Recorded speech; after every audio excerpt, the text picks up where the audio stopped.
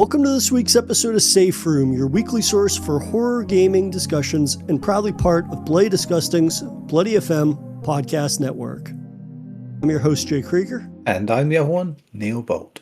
And with the release of yet another Mortal Kombat movie, and we're just a year shy of the series' 35th anniversary, we figured we'd take this opportunity to chat about the Mortal Kombat series' legacy, favorite game entries, favorite fighters, films, and all in a sort of all-encompassing chat on the series.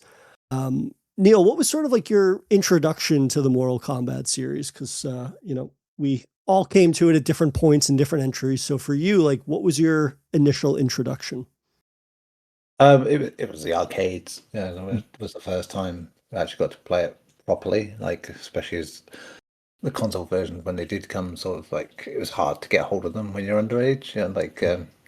Because parents at that point have a very particular idea of what video games are, and that was always like the poster child for video games are corrupting our children, and which it is quite whimsical looking back at that game now. But yeah, the arcades. I spent so much time in the arcades back then. So anytime a fighting game came out, I was like obsessed, because Street Fighter basically started me on that, and Mortal Kombat was like the next thing that was interesting. And I don't know, it was quite mesmerizing, this idea of just like having digitized actors, doing this rather than just like hand-drawn characters, if you will.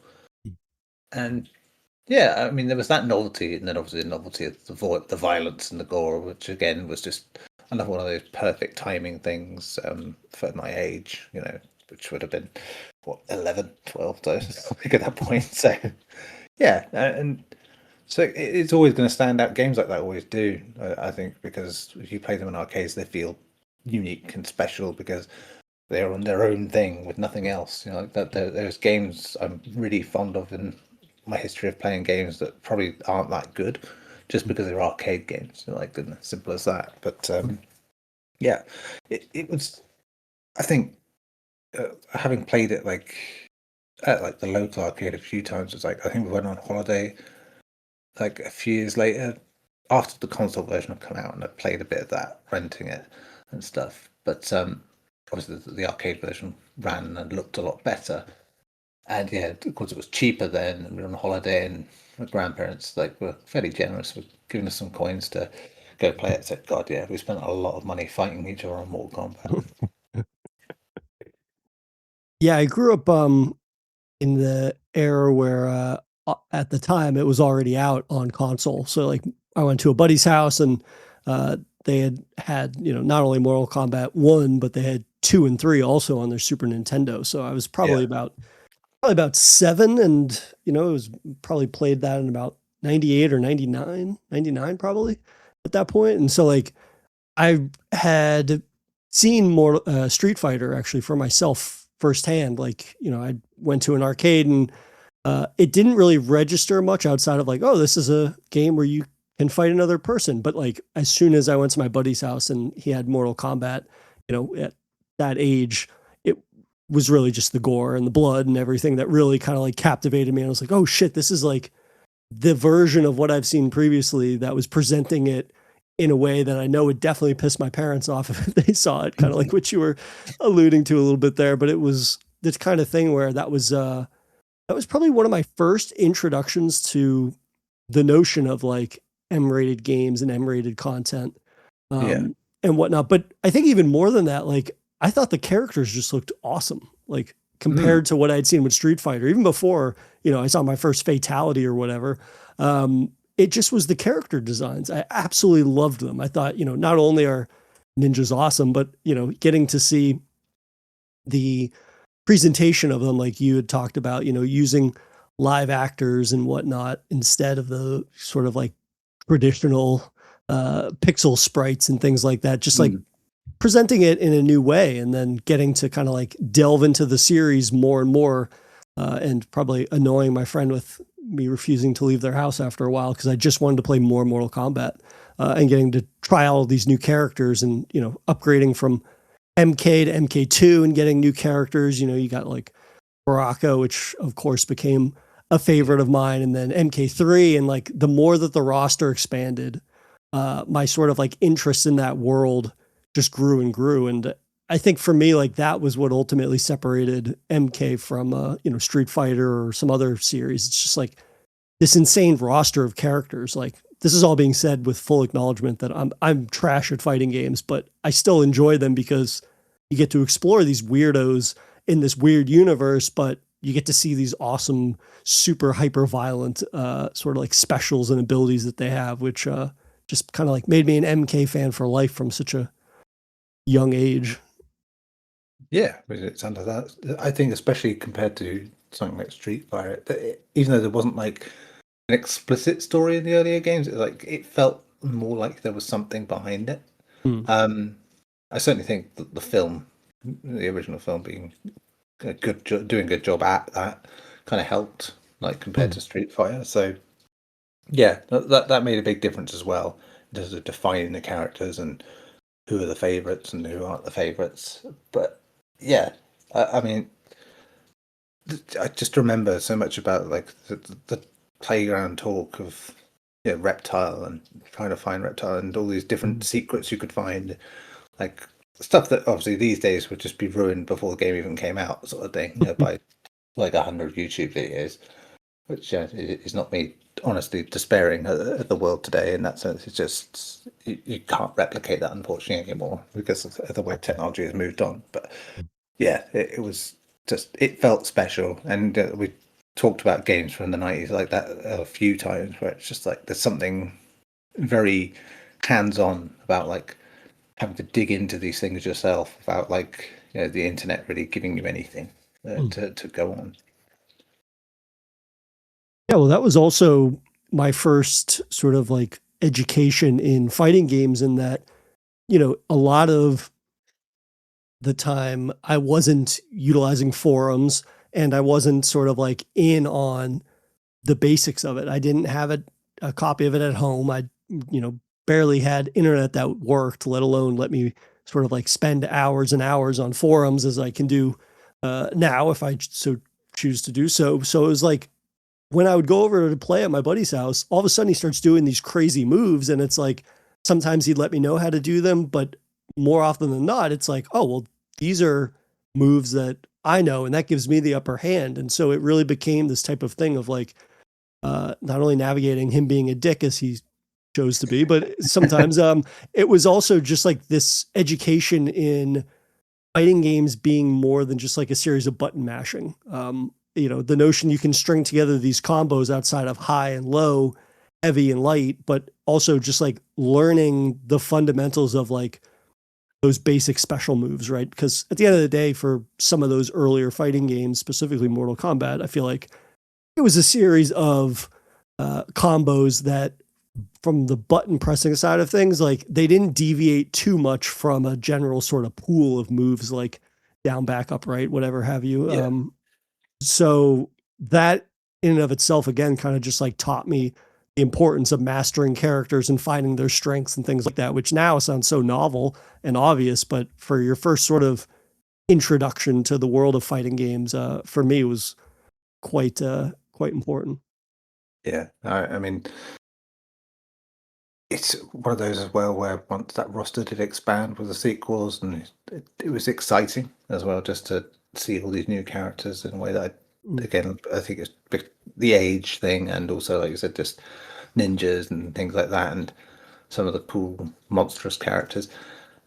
Yeah, again, it's obviously being like horror centric as we are. We're going to connect to that stuff, even though I to this day will say Street Fighter was a far more accomplished fighting game series at the time. Like, and that's where I would spend the majority of my time playing fighting games. But and probably still to this day, the only game I was good at in fighting games was Street Fighter Mm. 2.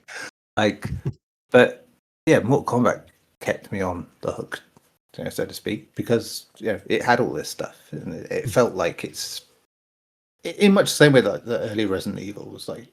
The story isn't much, but it's that melodramatic, pulpy, bloody stuff that just kind of you hand wave away in a lot of like horror. That's like schlocky and low budget Mm. stuff, and like yeah, it's entertaining. It's a thrill ride, and it's the perfect thing for teenagers to go and young kids to sort of come across. Well, I mean, I've said it to you before, more in the context of like puzzle games. Like puzzle games that I've enjoyed the most are the ones that have a semblance of a story. Because for me, like, even if you think about Portal, it's like if Portal was just a series of never ending challenge rooms, I probably wouldn't be that interested in it. But because it has such a great story to it and great characters and, the voice acting and humor and whatnot that goes along with it, it's like, oh, I was already invested in this in a way that previous puzzle games for me sort of just didn't click. And so it's the same thing with me for fighting games. And, we can talk about series evolutions and things like that in a bit. But for me, like the MK series, as simple as its story is, it still has that foundation of the tournament, right? Hmm. Doesn't matter how ridiculous it is. It doesn't matter the lunacy of roping in certain characters and how everybody comes to be here.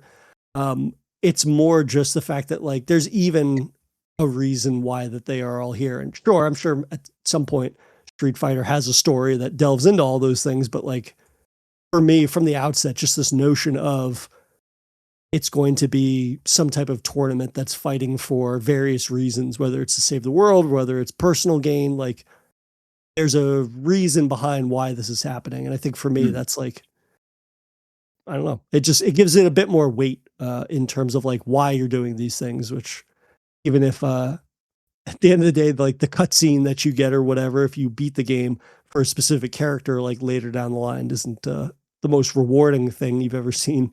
Uh, it just gives a little more credence to why we're here at the end of the day.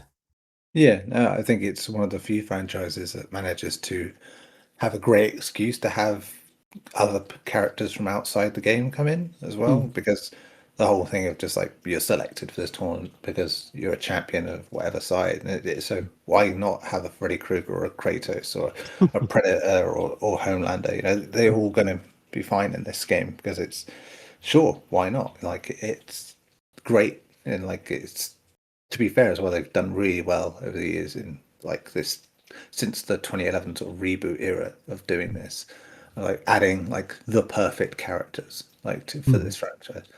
I think it was Mortal Kombat 10, just I think had one of like the all timer like cameos from like horror characters because you had was I think you had the Xenomorph, you had Leatherface, you had Mm. Jason Voorhees and Predator, and it's like Yeah, the how do you slashers. top that? Yeah, and yeah, how do you top that? Like, and they've tried over the years, like everything. Like I said, they've had RoboCop, they've had Rambo, they've had Spawn, and like, eh, um, yeah, and even the Joker making an appearance, like outside of that sort of crossover game they did. But yeah, like which I suppose should get us onto characters. Like there are lots, and as you said, you mentioned favorites. How have they changed over the years? I don't know. I think I've stayed pretty true to like the characters that from a young age really like jumped out to me, and I think that something that I've always appreciated about I suppose a majority of the different sequels and games and whatnot is like my core my core fighters have always kind of like transitioned over into the more modern era, which you know I would say that for me, like in terms of starting with the original two games, let's say like Sub Zero and Baraka are two of my go tos. Like I'd reference the whole ninja bias there with Sub Zero naturally, and just like I was absolutely in love with his ice abilities and the fact that like you can have this move where you hit this pose and then you like shoot basically a ice puddle at your Mm. opponent's feet, and then they do this kind of like slipping animation for a spell, which then kind of like makes them vulnerable, and then you can do a high kick into their face or whatever. And then Baraka, just like one of those more like body horror focused warriors or fighters that you can come across in this universe, which I loved. It's got these like Yeah. crazy fangs, and then he's got these bone appendages and spikes that come out of his arms, which you can do this kind of like dicing motion in somebody's face to juggle them almost. And he's always been one of those characters that I think just like further facilitated something that you mentioned, which is there's no real barrier for any type of fighter designs in this game Mm. because of the fact that you have this all-encompassing else world fight for the realm type of a setup. Whereas, Yeah. and there have never been any limitations, whether it's Tekken or Street Fighter or what have you, in terms of like characters that can go up because of the fact that, like, I mean, in Tekken, it's like there's a giant panda bear, there's a guy with a jaguar head. Street Fighter, there's Blanca, who's just like an electric beast. Uh, like, there's no limitations on creative character design, but for me, I think like there was always a bit of a horror tinge to the designs in Mortal Kombat that just like every iteration, I would kind of latch on to somebody new, and that would carry on from 1 and 2 to 3, which is probably my favorite of the classic trilogy, just because of, again, like the roster expanded. So you'd get Yeah. like Nightwolf, you would get Cabal, who's arguably one of my favorite. He's in my top 3 of characters, because I loved, like, oh, there's a guy that has not only weapons in his tool house, but he uses like technology, which you got a taste of that with like Kano early on. But here it was just like, oh, it's a time traveler who can shoot lasers, and he's got this crazy respirator. He looks like he's from Dune. Um, yeah, I loved those early games because of the sort of variety, and getting into the later. I've got some more from later iterations, but for you, like, who are some of the ones that stood out to you early on in your Mortal Kombat history? From the beginning, I think Kano was like one of my favorites to begin with. Like, which in a game full of like generally fantastical characters, I don't know, there was something quite nice about this brutish, thuggish type. Again, I think the first movie, and subsequent movies where Kano has appeared, has been the standout, in so many ways. So yeah, he was like my first sort of like Mortal Kombat love in that regard. But I think, as you mentioned, with like Mortal Kombat 2, the roster just like improved so much, and Mm.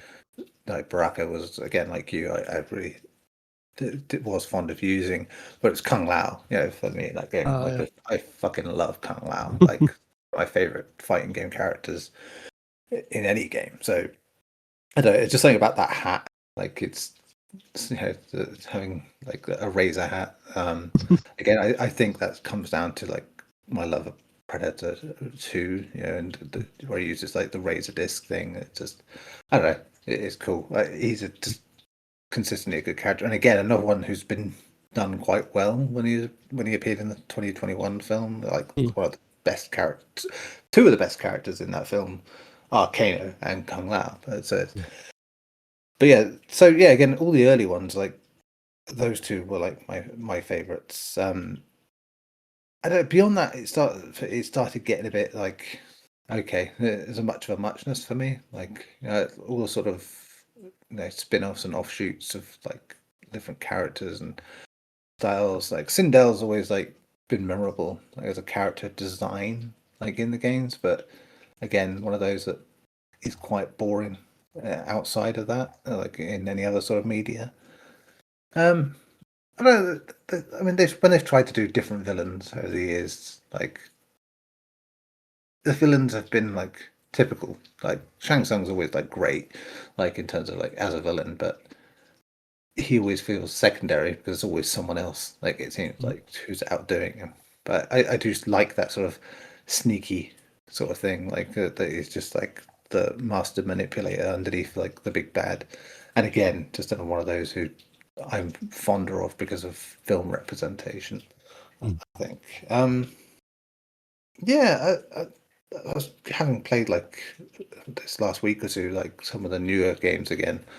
Like, not many of the newer characters stand out to me. Like, Mm. which again is when you've been going so long, that happens. It's true with Street Fighter. Like, it's rare that a new character does manage to get to be something. Like, but so yeah, I mean, these days I think it's more about like the celebrity cameos, if you will, like that end up being quite interesting. Like, but I did love that with the ninth game where we did first start getting those characters, and we had Kratos and we had Freddy Krueger, and it was just like, wow, it's great how these characters fit this game in a way that, like, when you had cameos from other characters in other fighting games, they didn't feel right. Like the Soul Calibur series had the Mm. fucking Hayachi and Link, and stuff. So it's like, yeah. And so yeah, I mean, every time a new Mortal Kombat came out, I would want to try every character all the same because it was like, oh, this is Yeah. interesting. What can they do? What can they do? Sort of thing. But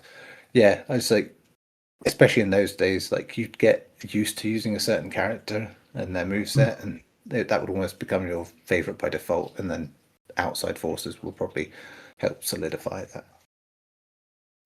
I think that in and of itself is like a testament to how strong the roster was for those first three games. Cause like you, I don't have a lot of favorite newer characters, if you will, or fighters from like the most recent games. Now, I haven't spent a great deal of time with some of the Hmm. newer ones, but at the same time, like I always found that I was appreciative that when I would play like MK1 or the 2011 version or anything like that, that I would end up defaulting after playing around with some of the new fighters to my favorites.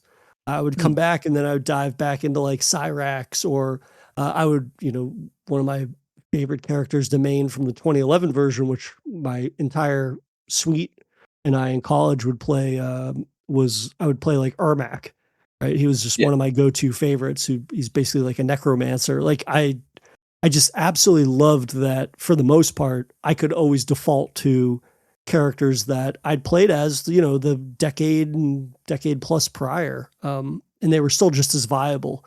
And, while you got some new characters that might have looked cool, Hmm.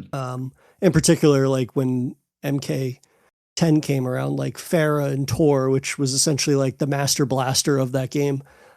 It's like big brute with the little nimble fighter on their back. Like, I don't know. I never like mained a character like that. And I never like, not that I ever mastered any character, but I never got super comfortable with that character. But I still appreciated like we were still getting these really creative and weird fighters that could have been viable if I was spending the amount of time I should have been to sort of like master any of them. But I guess I was just always appreciative of the fact that Mortal Kombat never lost its spark for just like Hmm. creating these weird, fucked up freaks, essentially. Which as a fan of horror, has always been sort of like love of characters and monster designs for me is kind of like the genesis of that because of the fact that they would get weirder.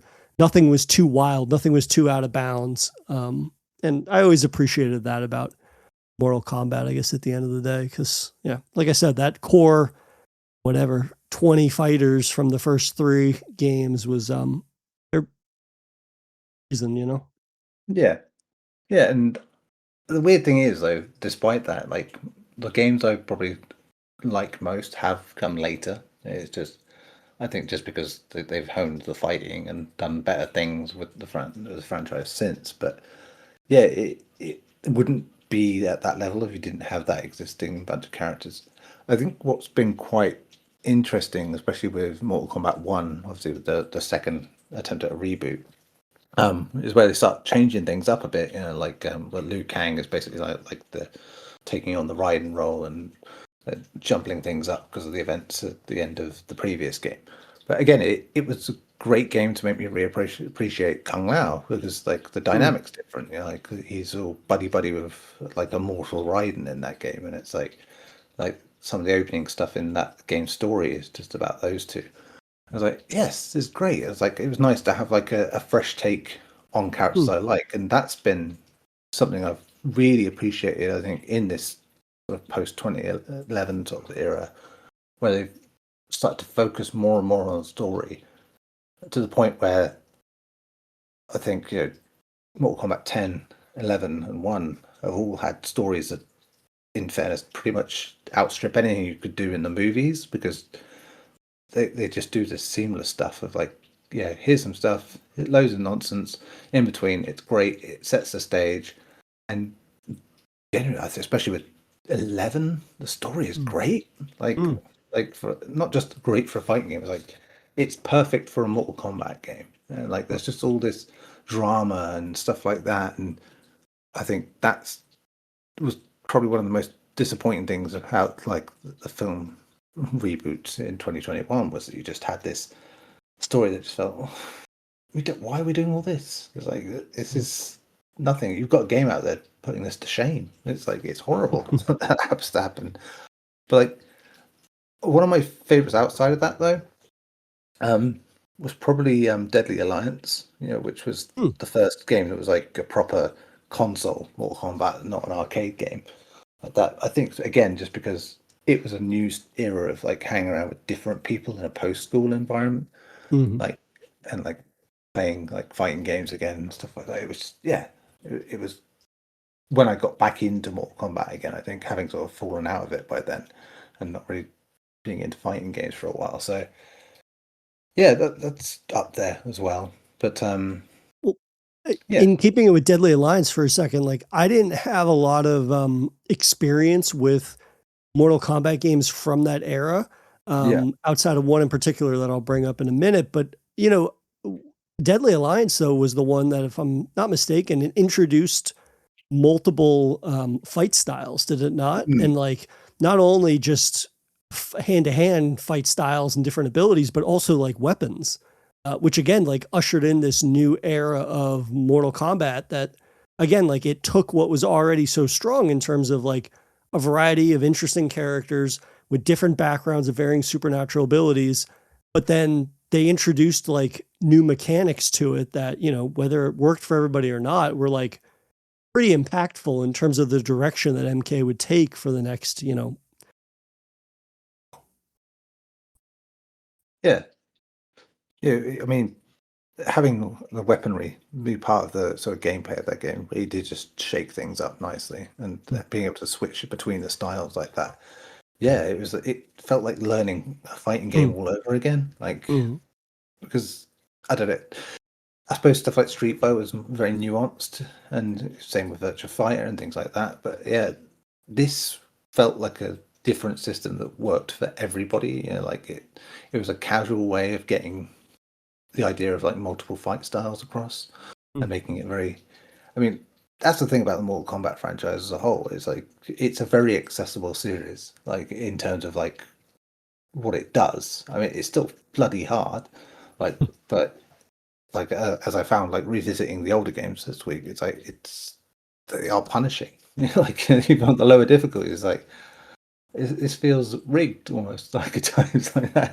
Just like, but I think that just comes back to like the old arcade days sort of stuff because I think you can tell where the shift happens, where it becomes a console game where the difficulty becomes a bit more forgiving, like in terms of like stuff. But yeah, and I think Deadly Alliance was the start of that era of like really just getting console players to understand how Mortal Kombat works, and that yeah, like you said, I think it's the game that really pushed the series forward again when it looked like it was waning. Mm.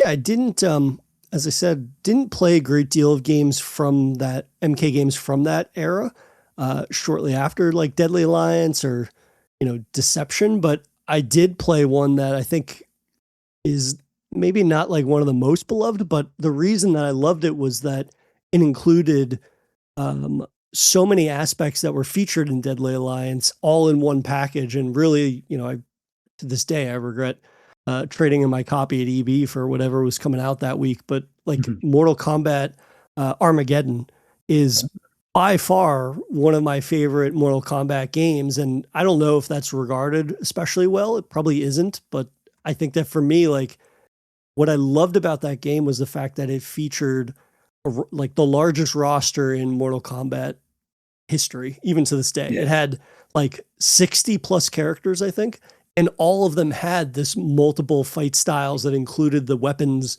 and everything. And like for me, as somebody that just like basically fucked around with Mortal Kombat, I was not, I'm still to this day not good at fighting games, much like I'm sure you were just alluding to with your experience this week of revisiting some of the games. I spent the week playing Mortal Kombat 3 and various like ROMs that I had for it, and it just even the computer just kicks my ass, just demolishes me. But that's not why I play Mortal Kombat. I mm, play it because of the fact that I love all these characters and I love the crazy variety and trying to nail the various special abilities and fatalities and things like that. And for me, like Armageddon was such a fantastic entry because it gave me just in excess exactly what I want out of Mortal Kombat. And it even had like a create a fighter mode, which is completely ridiculous considering you've got a game with 60 plus fighters, but like that's again like an innovation that Mortal Kombat had, not unlike adding weapons to it. But for me, like I would say it was the equivalent to like make your own player in like a Madden game or something like that at the time, which, you know, outside of my horror fighting or action game style experiences, like I was playing like a lot of Madden or a lot of FIFA with my buddies that had these create a player modes and whatnot. So like to have that equivalent or create a fighter that could play with the tool set of 60 plus established characters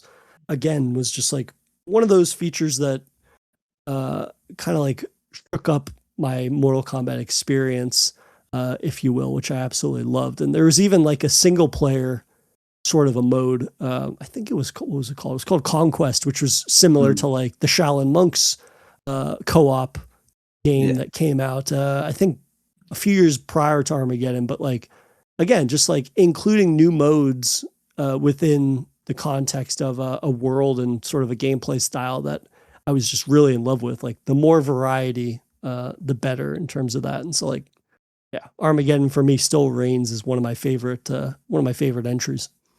Yeah, I think much like MK Trilogy was like a capper for the previous generation, this was like the capper for the PS2 Xbox sort of era. I know it did come out on, I think it came out on the Wii as well, which obviously was the next generation. But yeah, it's another one of those like throw everything in, like for the final hurrah, and it worked well. Like I said, it's doing everything that Deadly Alliance did well, and just yeah, I think they did at that point just keep coming back to like what they'd done before and going, okay, so here's everything we've done to date. Let's put it into one package and like make something like big and beautiful out of it. Stuff that these days would probably get a bit sniffed at as being like you're just re-releasing the same game, which is basically with a few more fighters, and it's like, Hmm. and to be honest, this would have been that these days this game would be like the modern Mortal Kombat, where it's like DLC packs and like Hmm. introducing extra characters and yeah, but yeah, it was fantastic that we had this special moment of like having this massive cast of characters and having that era of Mortal Kombat really get defined. Yeah, I think that for me, if anything, like just having this conversation is making me Google like backwards compatibility for my Xbox and just like trying to find a way to play some of these throwback games, which I'm sure there are. But at the Oh same yeah. time, like I I do appreciate the fact that, you know, so many of the new games are filling a void, I think, in terms of aspects that we've kind of been dancing around a little bit that, you know, we're in terms of like iterations or I Mm. suppose advancements. And you spoke to it actually. So we didn't haven't been dancing around it. But, you know, you were talking about like the Yeah. story for the newer Mortal Kombat games, especially when like NetherRealms got involved with the series once again, like that for me as someone that didn't play probably the most two recent iterations much. I watched like roommates of mine play it. Yeah. I always would like tune in when the cutscenes were there. And I always do Mm. remember being like pretty impressed by the fact that something that was essentially an afterthought for much of the Mortal Kombat franchise's history was now being, you know, not only front and center in terms of like resources and whatnot, but I think more importantly, like the writing was of a caliber that for the most part still eludes a lot of fighting games, I think, because again, it's such an afterthought because it's like, yeah, people show up here to fight, but to your point, like when you have film adaptations that are only 2 hours that tell an atrocious story compared to a game that could be however long it is per character, like that in and of itself, I think sort of like signifies like again the new sort of age or era of Mortal Kombat, if you will. Yeah, that's it. It's bad timing in a way for that to happen, but at the same time, it just shows where Mortal Kombat is in Warner Brothers sort of estimations. Hmm. Hopefully, that's come at the right time for them. And I know there's been reports like this week about like, oh, the NetherRealm are going back to doing Injustice again, and then they basically come out and said, no, the next thing we'll do is Mortal Kombat again, Hmm. which to me says maybe they're doing both, but at the same time, if you do it again and having a crossover game, because Warner Brothers are probably in a place where they're saying, yeah, why the fuck not? It's not going to be our business anymore. For you though, like before we take a break and dive into the film realm of things, were there any other Mortal Kombat game entries that introduced or capitalized on aspects of that universe in ways that were unique or notably unique for you? I will say with again with the latest games, especially the last two, they've after being out for a bit, they've had an expansion each Mm. time, Mm-hmm. not just like the roster, but the story as well. Like Mortal Kombat 11, I thought was a fantastic idea that they did with that, with the aftermath sort of story. It because the story in the original game is sizable enough, especially for a fighting game. But then you get this extra stuff that sort of goes on to the next point, and yeah, I as much as it's cynical, like, oh, here we go, more of the same game out. To be honest, the way prices go down quite quickly for these games, it's like it's Mm. not that big a deal. But Yeah. yeah, I quite look forward to it, in terms of seeing the stories of these games, and especially since the events of 11 and Aftermath have led to like this sort of remix that's happened in Mortal Kombat 1. Mm. Yeah, I mean, I didn't have the time to get outside of my purview of like MK1 through 3, but like I'm looking at it now and it's like MK11 Ultimate Edition with everything is like $9. Like Yeah. absolutely ridiculous. And now I'm gonna have to ask you, like, would you recommend that I get into MK11 or do I go to MK1? What do you think? Oh, If I, go to 11 was yeah, it's okay. just it's probably like, to me, much like I've just said about with Armageddon being Mhm. like, and MK Trilogy being like these sort of endpoints. While Mm. it's not a generational endpoint, it feels like them closing a chapter to start a new chapter, sort of thing. And Mm. yeah, the story's great for that. Like, I mean, even the 10th one is like great fun if you get the special edition one, because the cameo characters are fucking brilliant in that, Mm. in terms of. But again, my favorite sort of bunch of guest characters to have in any game, I think. But yeah, the story stuff in MK11, especially with the expansion, excellent stuff. Nice. Well, that's sorted then. Plus, you can put Sly Stallone up against Arnold Schwarzenegger in that game. So. There you go. The ultimate team up finally that I think we've all been wanting to see Yeah, for all these years. yeah. Oh, and that's the game of RoboCop in it as well. So Yeah, exactly. I think, yeah, again, like, I don't know. I feel like in the era that I grew up in, I always thought about, who was the champion of fighting game guests. It was like Soul Calibur, right? Because I was yeah, of that era where I think the first ones were like Spawn, Link, and then later on down the line, you'd get like Darth Vader and Yoda and all these things. And but MK in the last like 10 years or so has really sort of like carried that mantle in a big way yeah, with some of those like that and the slasher pack, Jason, Freddy, Leatherface and whatnot. Kind of just been like this facet that was not always there from the outset of Mortal Kombat, but I think that they've kind of like picked up that mantle in a nice way and had the license to back it up, right? I think especially with things like Injustice and yeah, the DC one as well, where you can have like the Joker even and things like that. yeah, So that's been a really fantastic sort of like evolution of the series in that regard.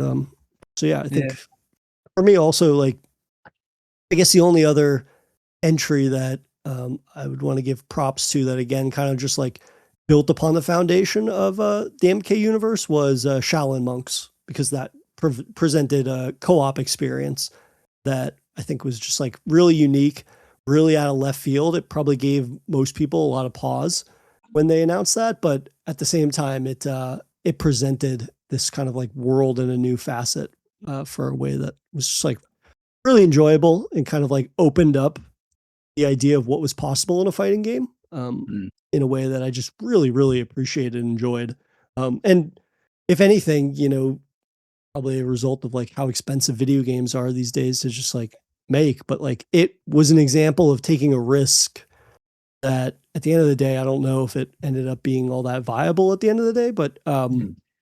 I think that just like taking the risk and trying something new made for a game that ended up being far more interesting than some of the other entries in MK, Yeah. because of the fact that it's like after so many years, you can only kind of like play the same type of game so many times, and yet with something like Shaolin Monks, it was totally out of right field and kind of like gave a bit of originality back into the franchise.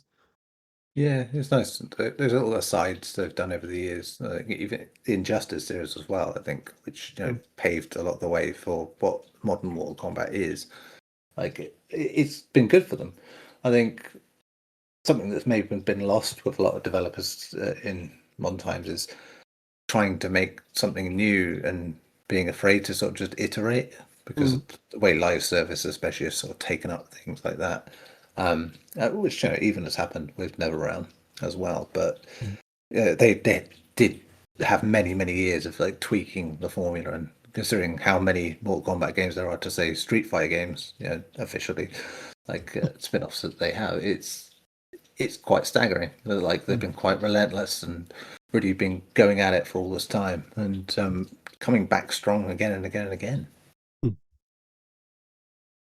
Yeah, absolutely. And I think additionally, like we've been talking about, um, just seeing the narrative aspect of these games continuing to grow Mm. has been one of the coolest things. Again, from afar for me specifically, like I am not up on fighting games for the most part, but the fact that the narrative and the storytelling and the cutscenes and whatnot are always amongst some of the top points of praise that I see online and in reviews and things like that for these games, kind of just speaks to like what I would say is like a return to like fleshing out aspects that historically maybe were not always the strongest points, but then a studio that has been immersed in the world long enough that they're like, well, okay, why don't we take a look at not the mechanics, which they have more or less been perfecting over all the years, and give that same level of attention and refinement to something that was not always heralded as being all that important or integral to the series. And to see them do that, with the last two entries, it's just been really great to see, and further Mm. speaks to like you don't have to reinvent the wheel. You can certainly refine it though, and that Yeah, I think is one of those aspects of the series that, as someone that is a series fan but not a hardcore fan of these games, has been really nice to see. And yeah, I think if anything, it makes me look forward to like how is that going to impact the roster for the upcoming game? Because again, I always come back to who do I get to fight as because that's what's most important for me. yeah. Michael B. Jordan from Sinners, please. Yeah. Oh hell yeah, that's fantastic. Damn, we should round out the episode with that, with our most wanted fighters from horror films and franchises and whatnot. Yeah, But I know Warner Brothers. Yeah, that will probably do that. Given the latest film makes lots of Warner Brother properties references, I'd imagine we can't be far off mining that for some wild and wacky takes. yeah, really. All right. Well, if that does it for our games portion of the chat, why don't we take a quick break, and when we come back, we can chat about some of the film adaptations of the Mortal Kombat series, along with the most recent one at that. But yeah, we can do that upon our return.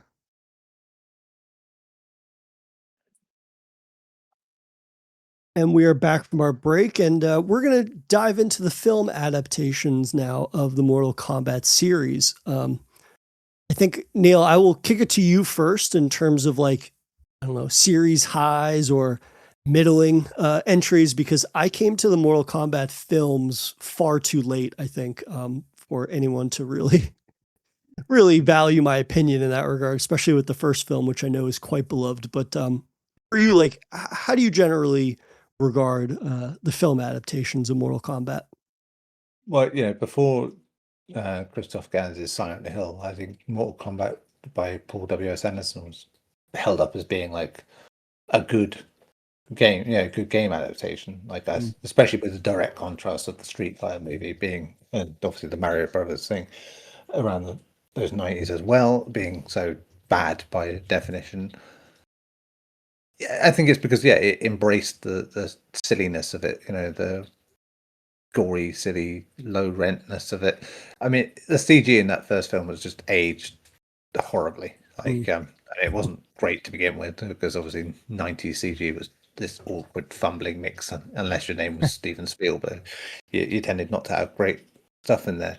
Even some of the best movies of the 90s that have CG, you look at now and sort of wince sometimes because I mean, the Mummy being a great example of that, which I think generally has fantastic CG work, but there's some scenes where you go, "Ooh, could you maybe go back and just touch that up, please?" Sort of thing. Like, but yeah, I mean, like I sure we'll come to it again at some point, but I loathe Paul W.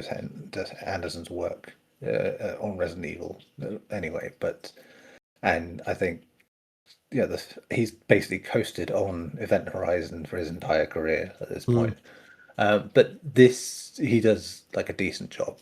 I think he makes it entertaining. It's colourful and it's as 90s as fuck. You know, it's like it I said it before. It looks and sounds like how the 90s felt to me, like that. Just the theme tune, which is, like I said, it's personified this series more than anything else in any of the games or the films. It's like that, techno theme tune, which has been in all of the films, is like that is Mortal Kombat to people who don't play Mortal Kombat. Like my wife knows that tune off by heart. You know, like in terms of like she's it's yeah, and I think that helped this film sort of stand out because it was 90s. You had like this dance culture going on, so anything that had like a really dancey tune, see Blade, that had that same thing. I think it really did just make it like stand out in its own particular way, and I think just because of the concept of Mortal Kombat as well, you had this like really cool set of characters evoking, with already like taking from like classic sort of cinema in terms of like action movie stuff. And I mean, like, Kerry Hiroyuki Takahata, who's like was like a great villain in the 80s and 90s. Obviously, he was in Big Trouble in Little China, and in a previous podcast we once had, he was in Showdown in Little Tokyo, which was the bad guy in that, which I fucking love that film. He's great in that. He was in John Carpenter's Vampires, I think later than this, but he was even in a Bond film. I think, License to Kill. So yeah, he's just like a really cool sort of villain to have, and he's just the perfect Shang Tsung. Like he's to me Shang Tsung. And this movie is very much where I said, people acting as these characters in movies made me love those characters in the game more because obviously they didn't really have much personality in the games. They were just like digitized things. Like Trevor Goddard, who plays Kano in this film, was like again why I started loving Kano. And again, he was just in all sorts of things, like in smaller roles on this. But yeah, like I mean, Robin Shaw like looks the part as Liu Kang, like in these films. He's great. Christopher Lambert is putting on an accent of some description. But again, because of the Highlander thing, it's like it's the most logical thing in the world that he plays Raiden. Like I don't know, it just feels right. And just his weird sort of I'm not following the script kind of performances, like it works for this really cheesy thing. And Pete Sampras's future wife, of course, playing Sonya Blade as well. So yeah, I mean it's a good little cast, really memorable. Like, and they try and throw in as much as they can in terms of like the original characters and do a good job with it. Like I really enjoy that first film. It's flawed, yes, but it's like it's comforting to watch in a way that I don't think the ones that follow really are. Like the next two, anyway. But when did you first watch that first one? Oh, geez, it was within the last like 3 years, maybe. I finally got around to watching the original one because it was one of those things where I think by the time I was even aware there was a film of it, it was so far past, and I think I had a lot of animosity for like video game adaptations, film adaptations of video games. But if it was anything outside of my two true loves at that point, which was Resident Evil 1 and 2, for my headbang and new metal phase, my angsty teen years, like I just wasn't really that interested in it. And plus, like, I don't know, not that I thought it was going to be very story heavy, but it was like I always thought that the story of MK was stupid. So Yeah. at that age. Again, this is like adolescent Jay, so let's not put too much stock into the worth of that opinion, but um, it was the type of thing where I was just like, it's probably stupid. And then when I saw it just a few years ago, I don't know, I was kind of like, I understand that people who grew up with MK really dug this, but like for me, it just felt too dated. And then, as of recently as this week, I went back and had this on in the background when I was working. It was the type of thing where it's like, yeah, I can appreciate this sort of like 90s lock and just like for the time, you can see how this was like a genuine effort to bring Mortal Kombat to life in a way that would like Yeah. shine on the big screen. I'm not going to say it's like my favorite video game adaptation, but I think I just have more exposure to like really atrocious video game films at this point that I'm like, oh, this is actually Yeah. not that bad. And this is like good fun in that regard. Yeah, when we've been talking in the background about obviously doing like a horror video game movie adaptation ranking Mhm. thing at the end of the year, and in going into the bar is very low. Yeah. Let's put it that, where the highest film doesn't have to try very hard, I think, at this Right. point. Like, but so a 3-star film is like, yeah, cool. Mhm. That's Yeah. the upper echelon sort of stuff. Echelon. Did you ever see Annihilation, the sequel? That one I did not. Oh boy. you know, yeah. Well, that's the thing is that I saw you'd been tweeting some of your reaction, or you've been Blue Sky talking about some of your reactions to revisiting the series recently, and I was like, I could watch this god awful film, or I could give Scorpion's Revenge a go, which I had never Fair enough. seen. Fair And enough. I Yeah, and I'd like never watched any of the animated films, which I know there are several of, and I think my time was better spent with Scorpion's Revenge. it probably was. And I was going to do the same, but then time-wise, it was just like, well, just do the live action ones. Um, and I haven't watched Annihilation in ages, and I just, in my mind, went with the assumption, yeah, it was terrible. I mean, to put it into context, the director of Wish Upon directs this. He also directed the first Annabelle film, to be fair, and The Butterfly Effect too. So Oh boy. yeah, um, and The Silence, which I can't remember if that was good or not, but yeah, it basically picks up at the where the last film ended, with Mm. the idea of like where they basically pull themselves out like, okay, the tournament, we won it, so that means no problems, right? Oh yeah, well actually you could just open a portal whenever you like, so none of this mattered, sort of thing. Um, in that, Christopher Lambert has pieced out, and James Remar comes in as Raiden. This happens with a few people, like Mm. other people come. I think Robin Shaw, who plays Liu Kang, is like one of the only people who returns as the character, which is very odd because, as I said, it goes on straight away from the last film. So you have this thing of like, well, you're clearly not the same people who were in that film. Um, I mean, Shao Kahn gets in here. It's Brian Thompson plays him. I don't know Mm. if you remember that guy. Like Mhm. the very sort of, he has a very distinguishable face. Let's put it that way. But which of course they cover with a mask for most of it. I don't know, it's the line delivery is very. He sounds like a little weakling, which is really odd. Like it's a very shivery sort of voice. I don't quite get why, but it's there. Jax is in it. Has terrible metal arms.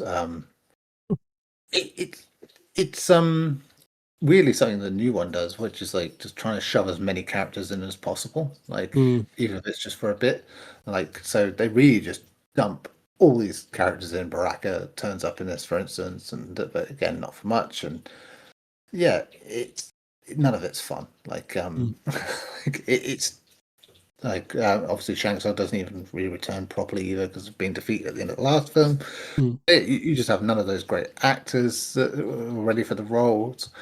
And it, I mean, the best way to describe it is I, I expected something naff and braced myself for it, but didn't brace hard enough. I said because the best thing you can say about this film is it sort of settles into its awfulness and then just becomes Mm. merely poor. Mm. But yeah, it's just hilariously terrible. I mean, the story there's no cohesion to it. It's what I would call bored porn writing. Where it's like I can't be bothered to write anything for this. I just want to get to the action sort of thing, Mm, like that. I mean, it's again, we use the same techno Mortal Kombat tune, great, but they use it quite awkwardly, like almost like, and you know, like how the Curb Your Enthusiasm theme comes on at the end of an episode to sort of sting like something bad or embarrassing happening. And it's like that almost. It's like, oh shit, we've got to do something. Put the Mortal Kombat theme on, sort of thing. Um, yeah, I think I likened it being like a drunken jam session of a fan film built on like a strict time limit and limited resources, which is very odd because it's apparently the budget was like 60 million or something stupid. good lord. Like, yeah, it's like, and I can see the bones of what this could have been if there had been more Mm, care to it, but that just makes it even worse because it's so half-assed and sloppy that it's mm, just frustrating. The soundtrack is decent, beyond that techno sort of theme tune. There's some mm, decent tunes in it, but yeah, it's like, honest to God, if you think Anderson's movie looks dated and a bit like ropey, mm. this makes that look like a Christopher Nolan film, like by comparison, visually speaking. Anyway, yeah, so it's a terrible film, but it's not the worst film, I think, in the franchise, which is saying something. Just because it is like fascinatingly like, how did you spend this much money to look this bad, like, and rush it out when you've had 2 years like to do this? Like, It's the type of movie, if you look at the screenshots and you're aware of the budget, you're like, this has to be some kind of like laundering scheme. mm, Because you're just like, again, you have these questions of like, how did you have, seemingly infinite resources to make this film? And yet this is what we ended up with, especially yeah, with, lack of constraints. And clearly there's no financial restraints for, what was it, 90 whatever it was. Like, yeah, yeah, 97. 97 and 60 million. Like, good Lord. Yeah, and the CG, I think, is the big problem as well because it's just so. I don't know who they got in to do it, but it's just terrible. Again, and, like, it makes the first film look like distinguished by comparison. It's fascinating in that sense, and like I said, obviously not the same thing at all. But I'm just thinking of Stephen Kostanski's Deathstalker remake, which must have had like a fraction of that budget, in terms of like having a fantasy world that's gory, Hmm. and it looks miles better than this. Which just shows if you have the right people behind the scenes making it and caring and crafting, you can make that money look good on the screen. But Yeah. yeah, CG then I think was a fad where people were, oh, we've got to use it, we've got to use it, we've got to use it, sort of thing. And it's like, do you know how to use it? No, well, we'll do it anyway. Something. Oh God, that's Uh, painful. But I will say, there's a more modern MK movies that we'll get to, but I enjoyed Scorpion's Revenge in terms of hmm, an animated film. Like, I'm not a huge animated films person outside of some very specific like Studio Ghibli stuff and whatnot. But yeah, like, and I know that there's at this point there's almost a handful of animated Mortal Kombat movies, but like, I don't know. I thought for animated feature that was going to be focusing on arguably the most iconic character in the series, struck a good enough balance. And I think that it comes out of the same school of I suppose like the DC animated stuff where you like yeah, actually have a decent budget going into this, and you more importantly have like quality voice actors. Like you've got Steve Blum and Joel McHale, Jennifer Carpenter, Patrick Seitz as the as Scorpion himself and whatnot. And like, it's not just these cheap sort of like shitted out animated adaptations. Like, there's actually going into this with an agenda, so to mm, speak, and like the resources to actually execute on that. So, I think I would prefer probably actually to watch the original Mortal Kombat than watching more of the animated movies. But at the same time, yeah, like Scorpion's Revenge, if you were so inclined, I think that that's a pretty decent way to spend, an hour and 20 minutes, if you will. yeah. Yeah, that's fair. No, I think it's the only one I've watched of those, and I quite enjoyed it for what it was. It's definitely better than the half the films in the live action series, that's for sure. But Yeah. I will make a slight correction as well, by the way. Sorry, Annihilation's budget was 30 million, but Okay. it made about 50 million, I think, in Oh total. my But God.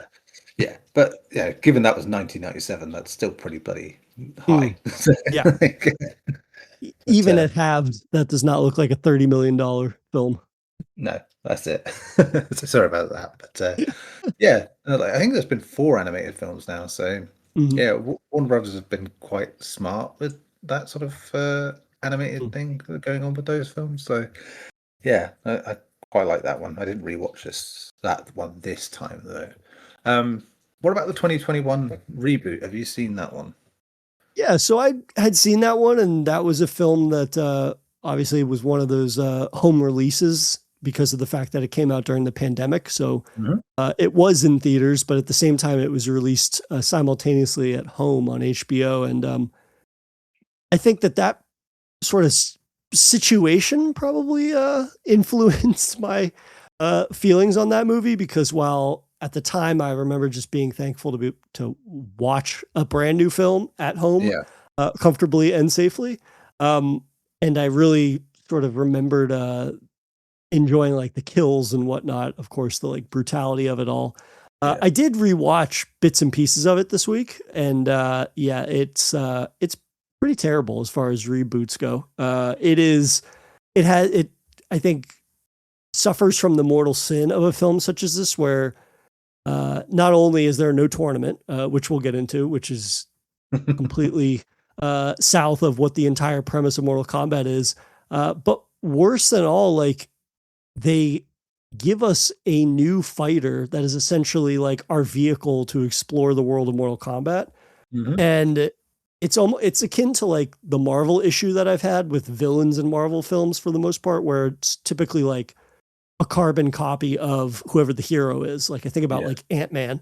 It's like, oh, who's the villain of Ant-Man? Like he's a yellow jacket or a wasp or something, and yeah. he just looks like a different color or a different shade of whatever, but he's exactly the same.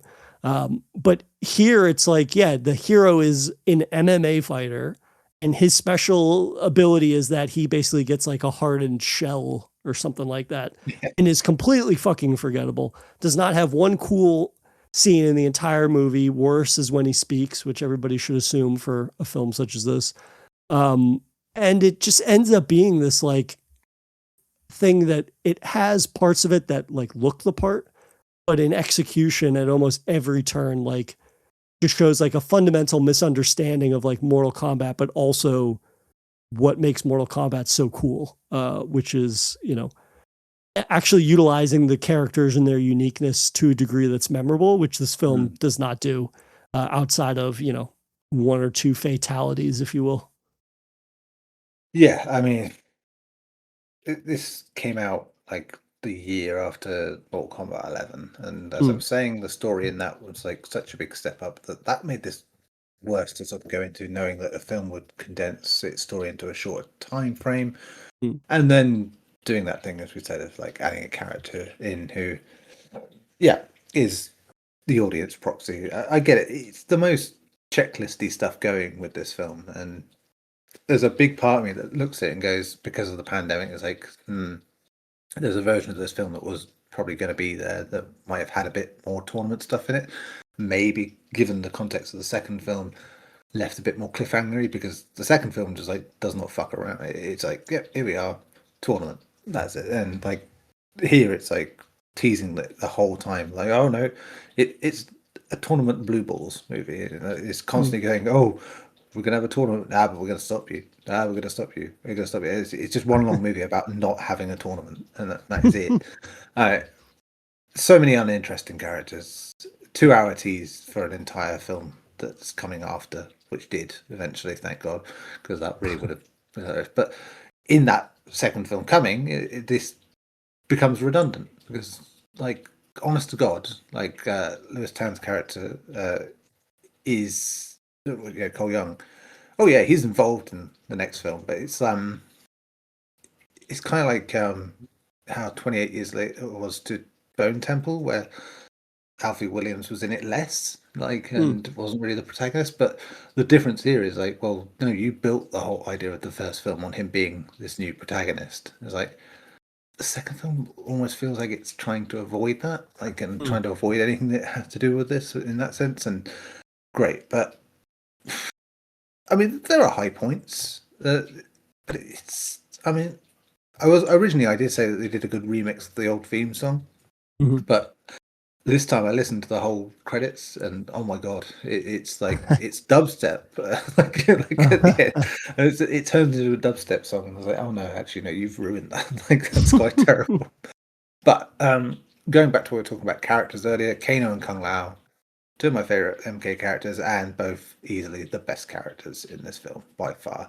I mean, Josh Lawson in this film and the next one is just like great. It's brilliant. He stands out. He's sure it's maybe a bit overdone with the whole idea of like him just swearing and coming out with the pithy catchphrases all the time, but you need a character like that, and he does a great job at it.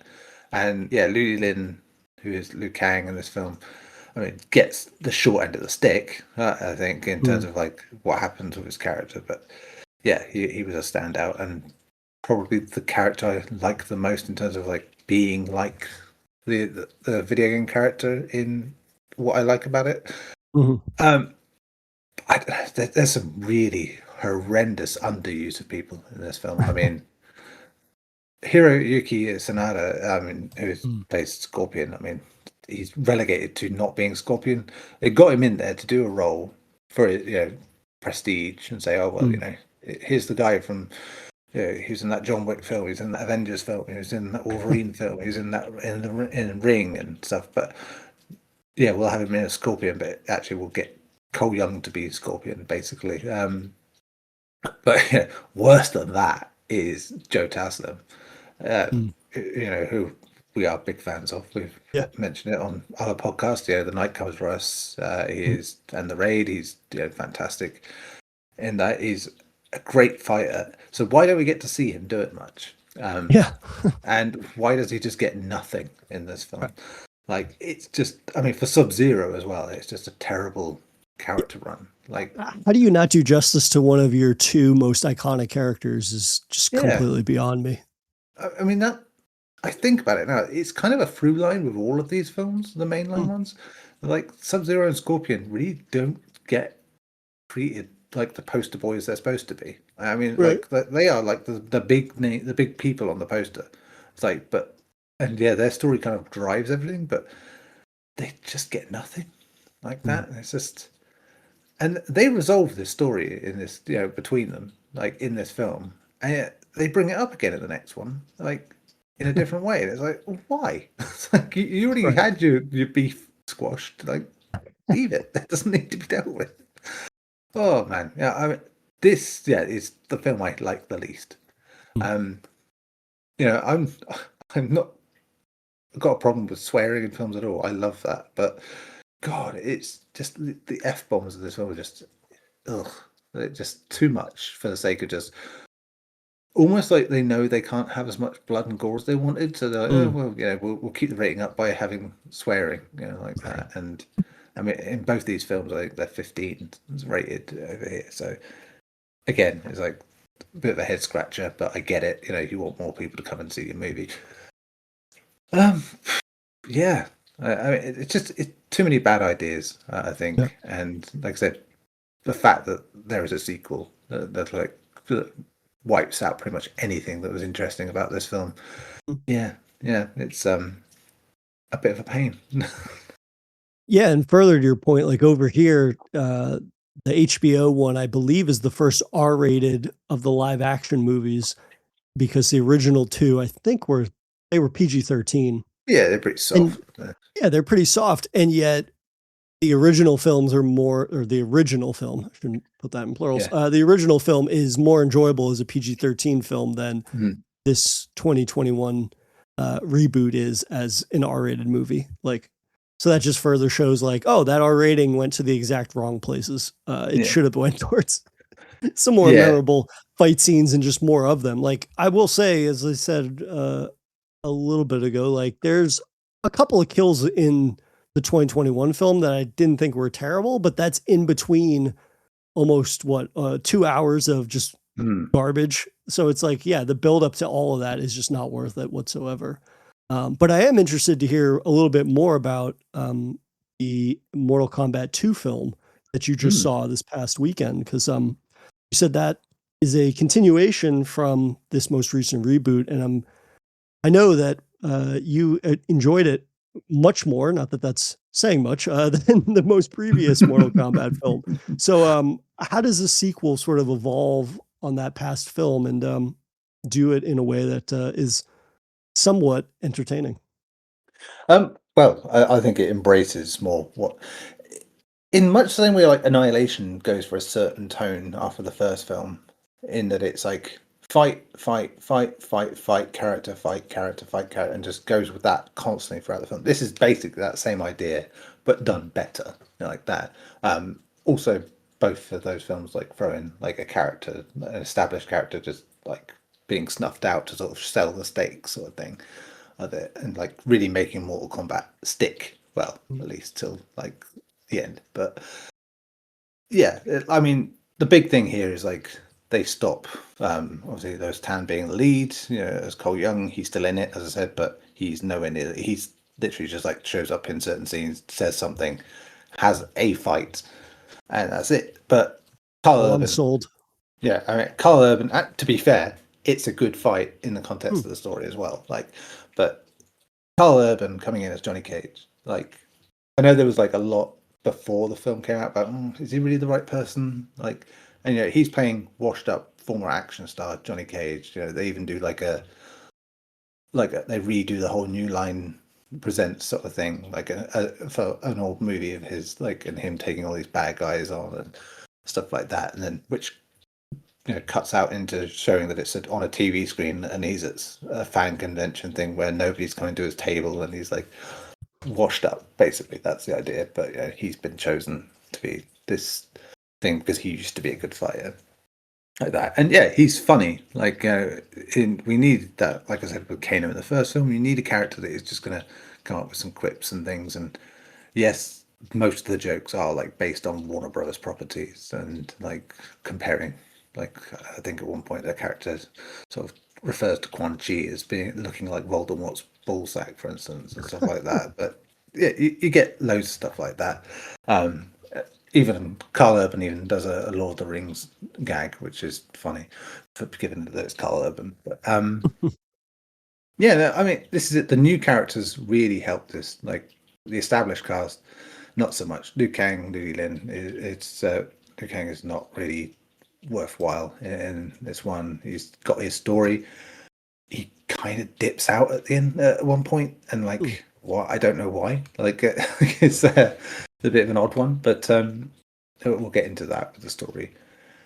But yeah, I think, like I said, Carl Urban being there, Adeline Rudolph, who plays Katana in this, Hmm. she is the other side of like the main protagonist story thing. Obviously, her relationship with her adoptive father Shao Kahn, and yeah, she's great. I think she does a fantastic job. Like, and like it's a character we needed in the first film. Like in both Hmm. of these characters, I think the first one spends all its time focusing on one guy, and then in the background, Scorpion and Sub Zero's beef.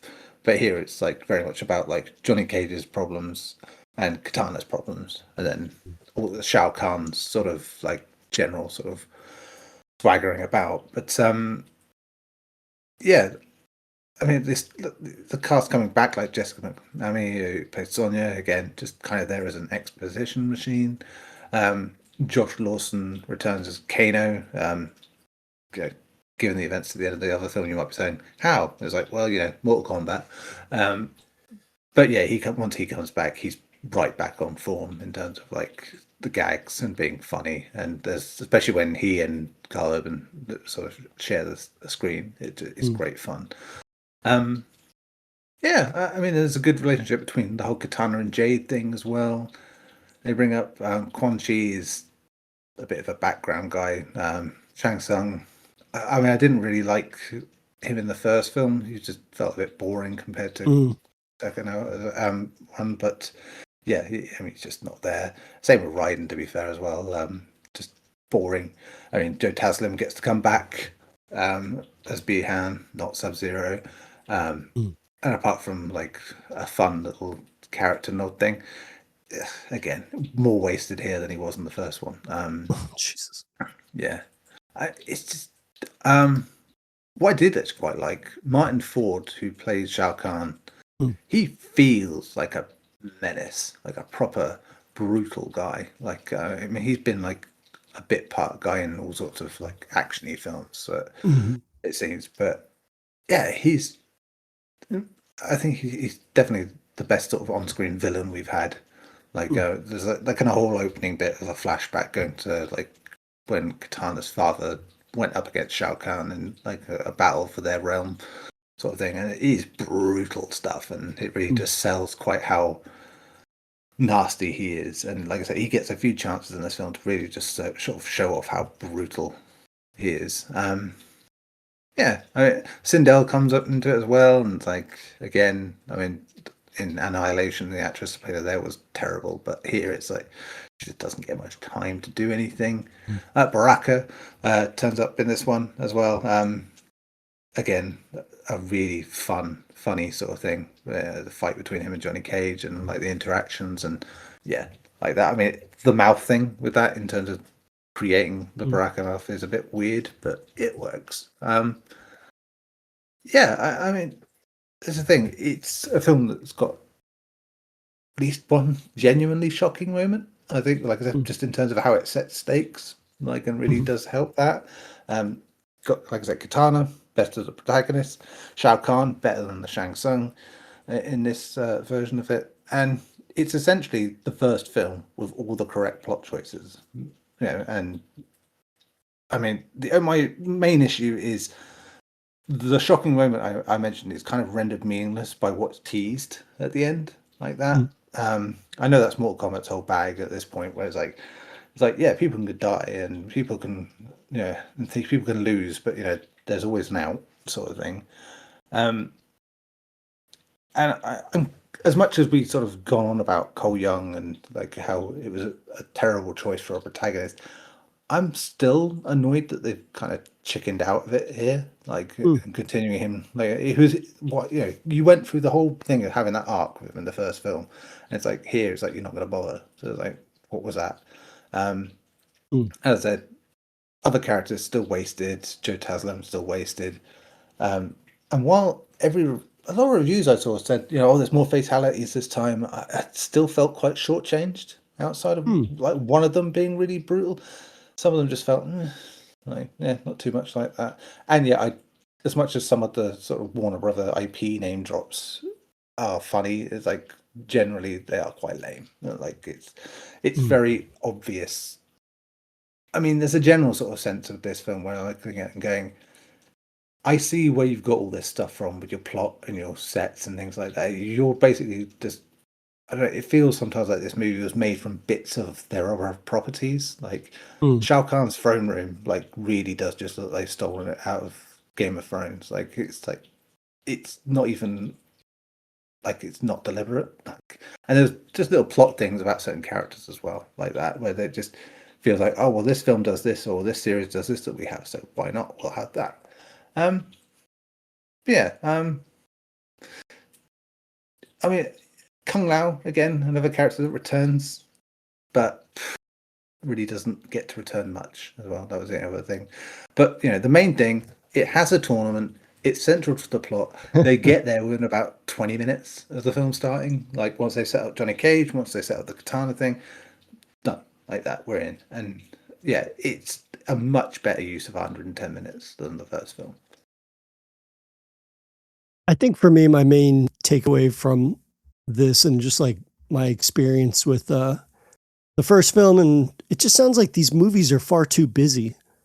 Like Yeah. they seem to be so busy that somehow they end up capitalizing to a lesser extent that they should be on a movie that at the end of the day should be about badass fight scenes with insane people coming together for varying insane reasons. Which to And be it sounds fair, like, yeah.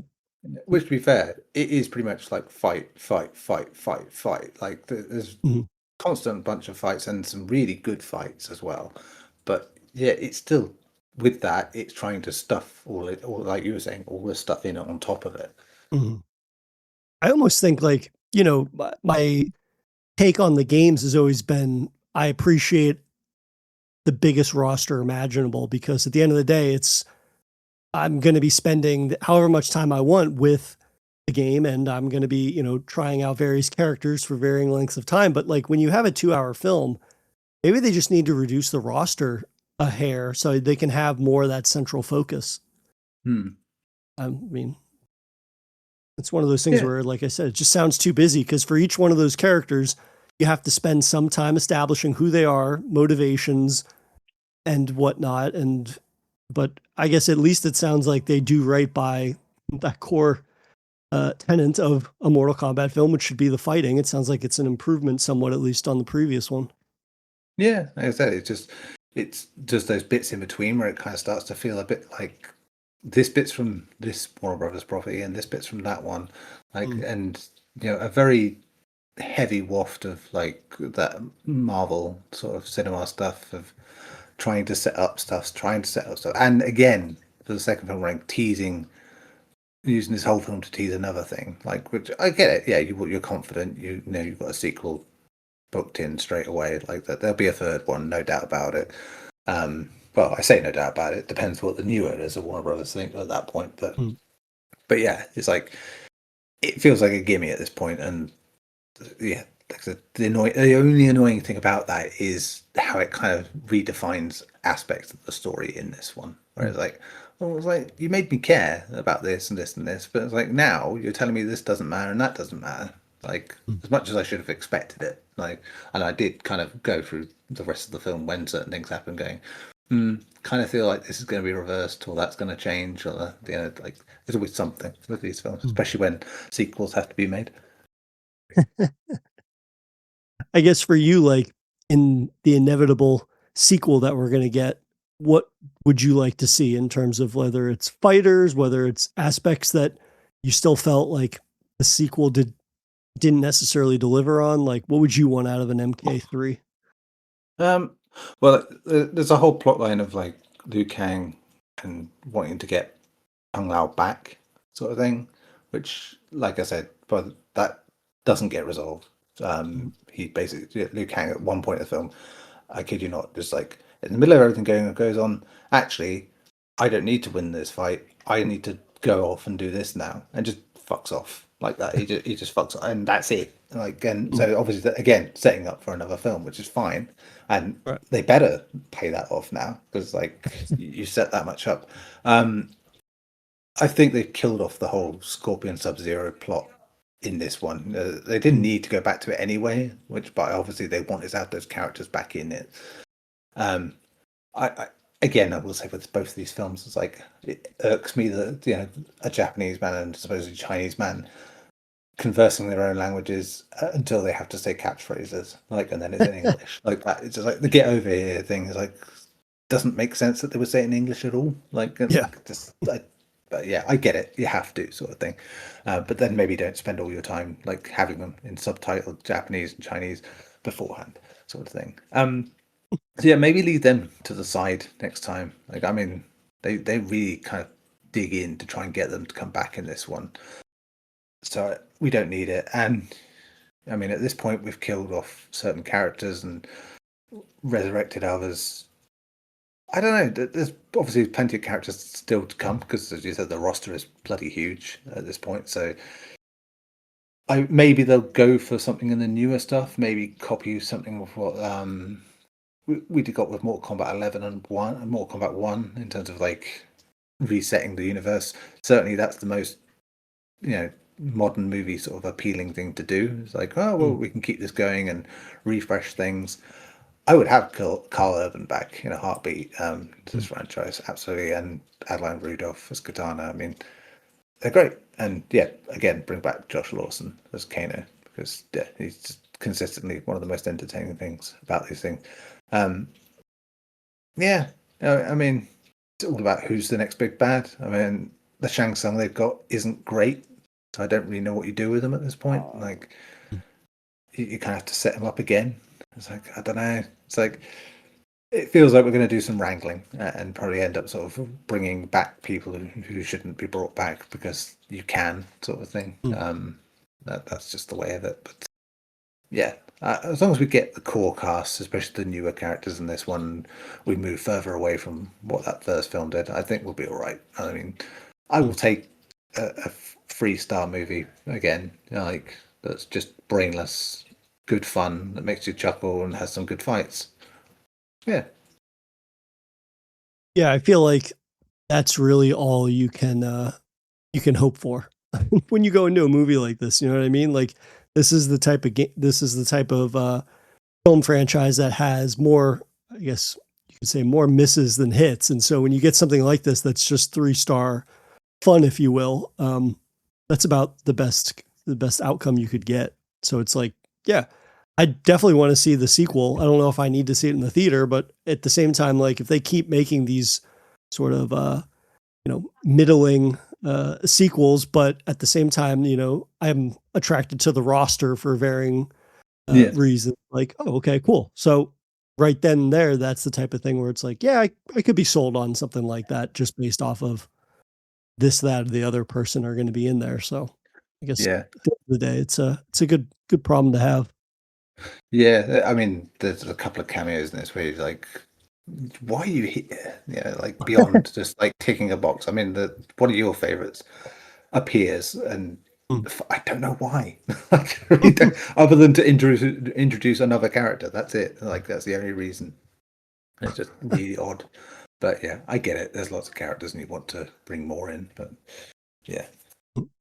Oh, also, Oh, you know what? I didn't actually touch on it. You obviously mm. you said Cabal being one of your favorites in the games. It's like, what the fuck did they do with him in the first movie of these ones? Like, Yeah, because he was just a really pervy creep. Like, yeah, it was just like right. said weird things. It's like, Hmm. what was that? What was that all Yeah, about?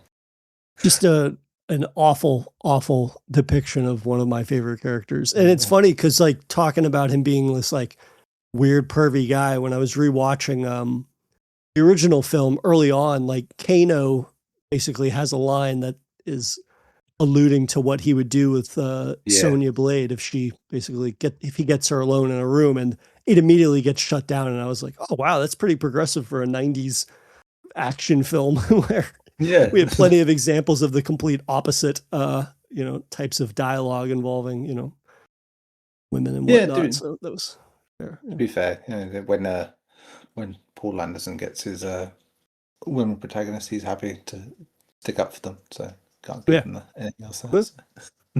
absolutely. Uh, yeah, I guess it's the type of thing where it's like my it's such a backhanded compliment because my expectations are so low for Mortal Kombat at this point in terms of like the film side of things that Hmm. it sounds like the sequel will, work for me more often than it doesn't, just because of the fact that like, oh, it's able to, hone in on the aspects of it that, we wanted from the previous film and whatnot, and what you would want from a good Mortal Kombat movie, even if it sounds like there's maybe some legwork that still needs to be done in that regard. Yeah, I mean, if I think of like, obviously, there's been a few video game movies we've had this year in terms of the horror space, and there's worse, of course, as we've mentioned.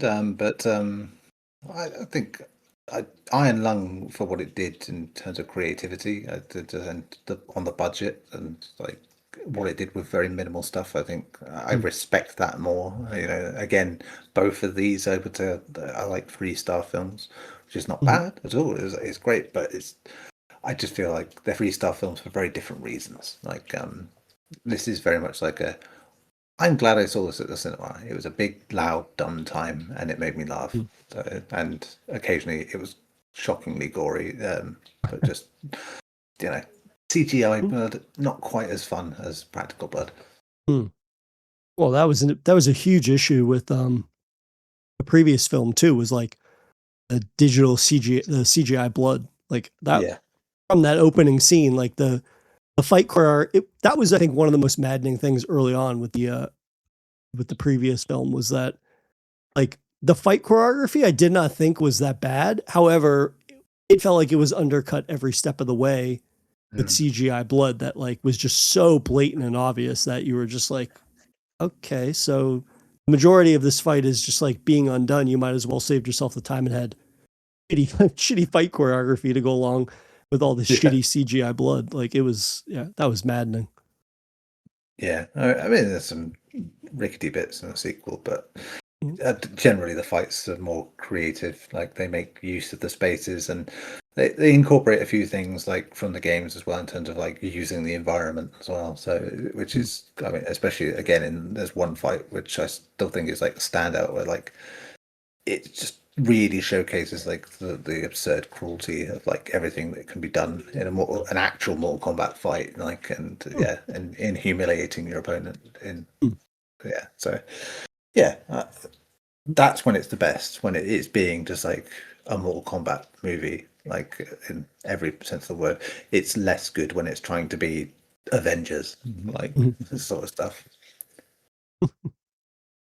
Well, I think, that actually right there is like, that should be the best way to sell a Mortal Kombat. It's like, it's the Avengers team up essentially for these fucked up freaks and whatnot Mm. from it's one of the most iconic video game franchises of all time, but it sounds like they just continuously get in their own way in terms of bringing that to fruition, unfortunately. But if your review of the sequel is an indication, it sounds like they might actually be headed, hopefully, in the right direction. But that's a trend we'll have to wait and see that continues. But no, this was a great sort of way to get to have an all encompassing chat about the video game side of things for Mortal Kombat as well as the film side of things, and at the same time, I might have to delve into a couple more of those animated movies, Yeah, do a scour on Reddit and see if any of them live up or exceed what was done with Scorpion's Revenge and whatnot. But at the same time, getting to kind of reminisce about a lot of these characters and whatnot was good fun this week. So I yeah, relished the chat. yeah. It's taken a while, but I think Hmm. yeah, just good timing, isn't it? We sometimes the right thing comes up for something. Yeah, and on top of that, who's to say we won't be returning in the future with the next iteration of Mortal Kombat if they keep trending the way that they are? Mm. But yeah, for now, that'll do it for our chat on Mortal Kombat and whatnot. And yeah, until next time, my friend, as always, it's a pleasure chatting horror with you for Safe Room. Okay, my man. Until next time.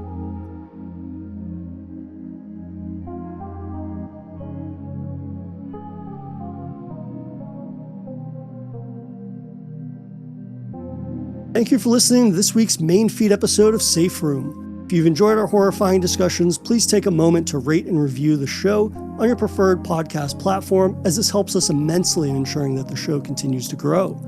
For any and all show updates and additional content, you can follow Safe Room on all of our socials, which are linked in the episode notes, at Safe Room Pod.